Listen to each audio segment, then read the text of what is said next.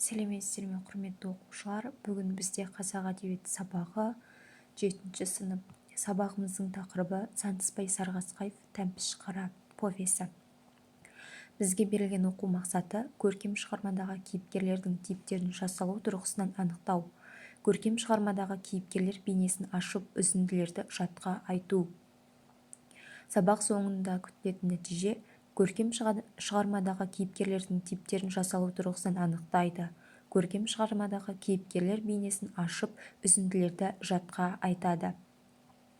Сансызбай Сарғасқаев 29 сәуірде 1925 жылы Жамбыл облысы Красногор селосында дүниеге келген. Аудандық Красногоршы газетінің жауапты хатшысы, редакторы, Красногор ауаткомында жауапты хатшы, Қазақстан пионері, қазіргі Ұлан газетінде бөлім меңгерушісі, жауапты хатшы, редактор, Жұлдыз журналында бөлім меңгерушісі, жауапты хатшы қызметін атқарған. Балаларға арнап көптеген повестер мен әңгімелер жазды. Ол дүниелері кезінде оқырмандарының жылы ілтипатына бөленді.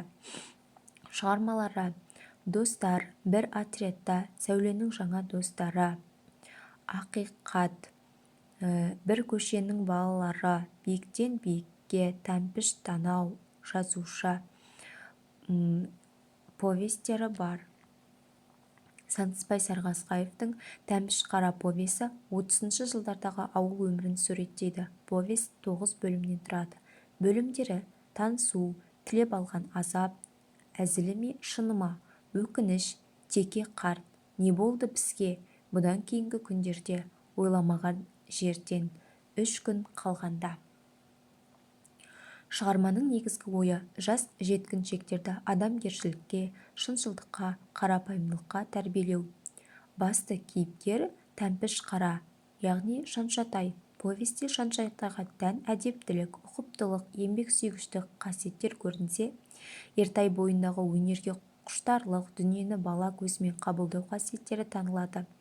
Шаншатай бойындағы асыл қасиеттер әдептілік, ұқыптылық, тазалық, кішіпейілділік пен сыпайылық. Әңгіме кейіпкерлері: Ертай, Бейсекүл, Иманбектерге ерекше әсер етіп, үлгілі бола білсе, бүгінгі жасөспірімдерге де үлкен өнеге.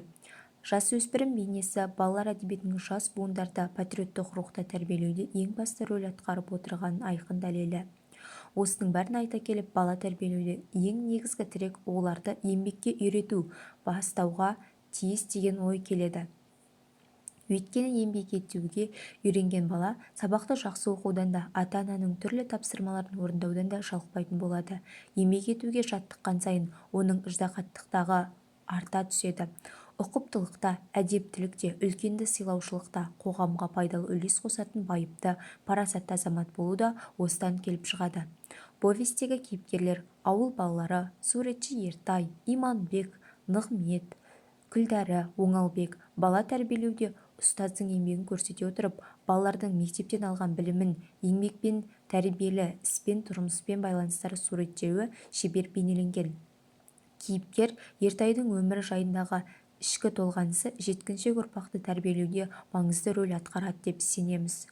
Шаншатай қаладан келген көзі ашық бала. Ол Октябрь балалары деп аталатын газеттің бар екендігін ауыл балаларына таныстырып, Ертайдың суретшілік дарындылығын бағалай отырып, осы газетке ең жақсы суреттерді жіберейік деп үлкен үміт артып, Ертайдың қабілетін шыңдай түседі. Әншейінде көзге ілінбей жүретін газет тасушы теке қартты ауыл балаларына сыйлай білуді ұғындырады. Қазіргі жас жеткіншектерде барлық мүмкіндіктерді бола тұрса да, балалар басымдарына көп жаза бермейді. Ал повест кейіпкері осы газеттің келуін асыға күтіп, тіпті ауылдан жырақта тұратын теке қарияның үйіне іздеп барып алып оқиды. Бізге берілген кері байланыс тапсырмасы 8-ші тапсырма 100 оқулығымыздағы 137-ші бетте. 8-ші тапсырма: берілген кестені шығарма кейіпкерлеріне мінездеме бере отырып толтырыңдар. Кестені толтыру үшін шығарманың хрестоматиядағы толық нұсқасын оқып шығыңдар. Осымен бүгінгі біздің сабағымыз аяқталды.